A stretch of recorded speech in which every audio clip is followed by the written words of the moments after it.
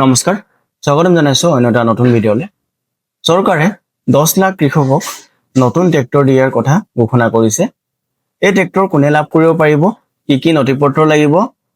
eligibility criteria কি হয় ইন্ডিভিজুৱেলি পাব নে গ্ৰুপ ৱাইজত পাব সকলো কথা আজি ভিডিঅ'ৰে আপোনালোকক জনাবলৈ গৈ আছো আৰু ইয়াতে বহুতে ভিডিঅ' বনাই আছে যে 100% ফ্ৰীকে আপোনালোকে লাভ কৰিব বুলি হেতু কথা একেবাৰে মিছা আপোনালোকক 70% সাবসিডি দিব আৰু 10% আপোনালোকে নিজে দিব লাগিব আৰু 20% আপোনালোকে বেংকৰ পৰা লোন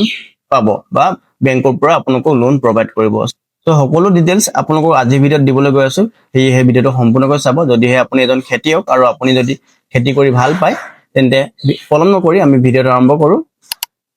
দেখা পাইছে মই আসাম ষ্টেট পৰ্টেলত ভিজিট কৰি আছো ইয়াতে আপোনালোকে দেখা পাইছে Assam tractor scheme under CMSGUI chief minister সমগ্ৰ গ্ৰাম্য উন্নয়ন যোজনা আৰু এই স্কিমটো আপোনালোকে নিশ্চয় গম পাইছে যে খেতিয়কৰ কাৰণে দিয়া হৈছে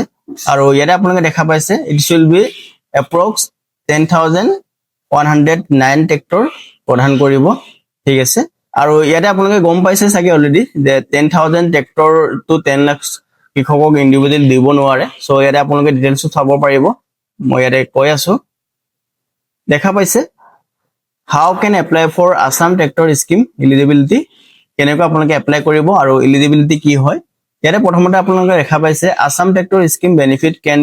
not be able for individuals দেখা পাইছে আপোনালোকে ইন্ডিভিজুৱেলি বা অকলে এই ট্ৰেক্টৰ লাভ কৰিব নোৱাৰিব ইয়াতে আপোনালোকে দেখা পাইছে 2 নম্বৰত এ গ্ৰুপ অফ 8 to 10 মেম্বাৰ্স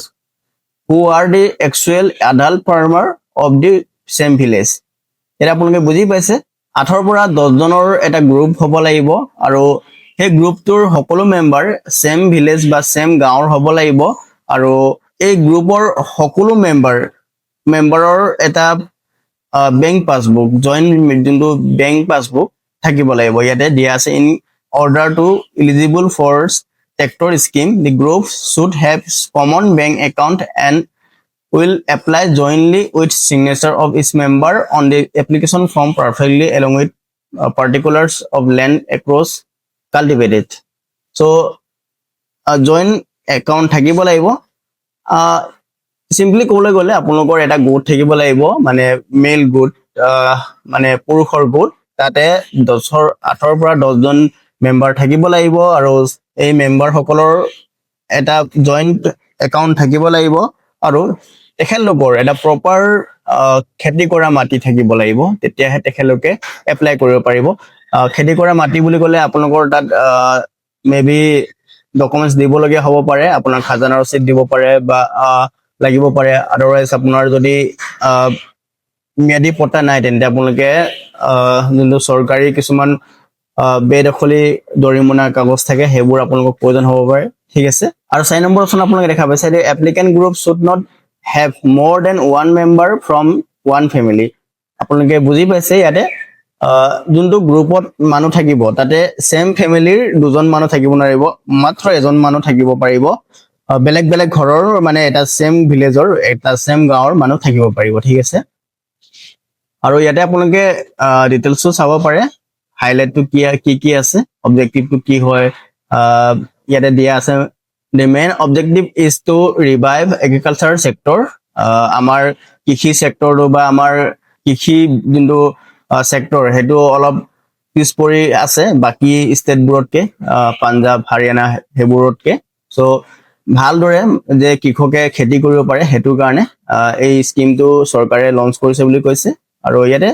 আপোনালোকে চাব পাৰে এতিয়া মই আপোনালোকক সাবসিডি কথাটো বুজাই ক'ব বিচাৰিছো ইয়াতে আপোনালোকে দেখা পাইছে provisions of subsidy ইয়াতে আপোনালোকৰ এক্সাম্পল হে দিয়া হৈছে এতে 70% of subsidy maximum 5.5 lakhs মানে চৰকাৰৰ ফালৰ পৰা আপোনালোকক 5.5 লাখ টকা দিয়া হ'ব ঠিক আছে আৰু it will be provide to the sector group of the procurement price of the tractor unit including implementation 20% amount will be provided by the bank as a loan আৰু 10% আপোনালোকে নিজে দিব লাগিব ঠিক আছে ইয়াতে গ্ৰুপৰ সকলো মেম্বাৰে 10% মানে মিলাই আৰু আপোনালোকৰ ভিতৰত 8 জন বা 10 জনৰ ভিতৰত 10% উলিয়াব লাগিব আৰু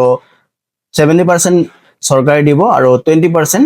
চৰকাৰে বেংকৰ পৰা লোন প্ৰভাইড কৰি দিব ঠিক আছে আৰু এই ট্ৰেক্টৰ আপোনালোকে ব্লক অফিচাৰ বা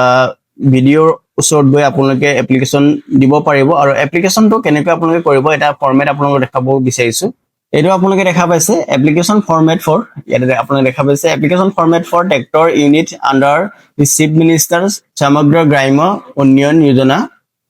এই ফৰ্মেটটো আপোনালোকে ডাউনলোড কৰি ল'ব আৰু ডাউনলোড কৰি আপোনালোকে প্ৰিন্ট কৰি ল'ব প্ৰিন্ট কৰাৰ পাছতে এই ফৰ্মেটটো আপোনালোকে ফিল আপ কৰিব ইয়াত যি যি ডিটেইলছ বিচাৰিছে সকলোবোৰ আপোনালোকে ভালকৈ ফিল আপ কৰি দিব আৰু যদি আপোনালোকৰ ফিল আপ কৰাত অসুবিধা হয় তেন্তে মোক কমেন্ট কৰিব